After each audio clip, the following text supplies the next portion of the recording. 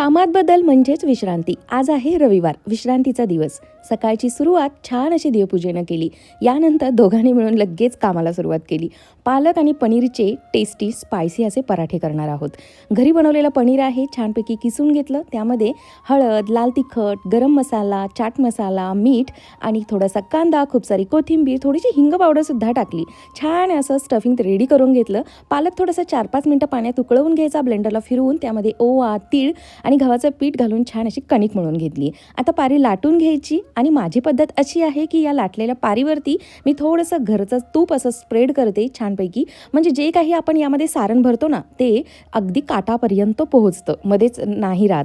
हे छान असे मऊ आणि लुसलुशीत पनीर पालक पराठे हेल्दी तर आहेतच, पण इतके भन्नाट टेस्टी लागतात ना की काय सांगू मी तुम्हाला. मला तर खूप आवडतात. शेजवान चटणीसोबत किंवा दह्यासोबत एन्जॉय करायचे. यानंतर रविवारचं पेंडिंग असं ठेवलेलं काम, खास रविवारसाठीचं, ते म्हणजे वॉर्डरोब व्यवस्थित करणं, सेट करणं, ऑर्गनाईज करणं. ते झालं. त्यानंतर 4 वाजताचा चहा घेतला, मस्त फ्रेश झालो आणि आता आम्ही आलो आहोत जाणता राजा पाहायला PICC ग्राउंड मोशी येथे. काय सुंदर असं नाटक होतं हे. डोळ्याचे अगदी पारणं फेडणारं. असा होता आमचा आजचा रविवार. Okay, bye.